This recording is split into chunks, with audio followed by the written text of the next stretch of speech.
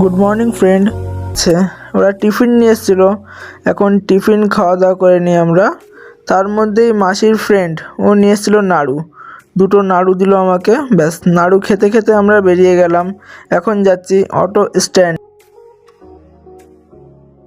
অটোতে উঠে আমরা বেরিয়ে গেলাম আমাদের সেন্টারের জন্য। আমাদের সেন্টার হচ্ছে আনুলিয়া প্রফুল্ল লজে। হসপিটাল পার করে আমাদের অটোটা কিছুক্ষণ দাঁড়িয়েছিল। তখন আমি আর কি ক্যামেরা ব্যাক করে আমার ফেসের দিকে নিয়েছিলাম। আমাদের পেছনে একটা দিদি বসে আছে, দিদিটাও আমাদের সাথে এক্সাম দিচ্ছে। দিদিটা দেখে বলছে, কি করছিস, ক্যামেরা অন করেছিস কেন?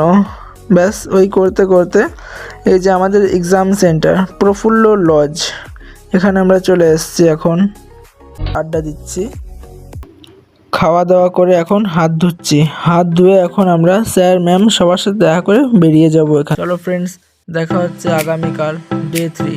Good night, tata.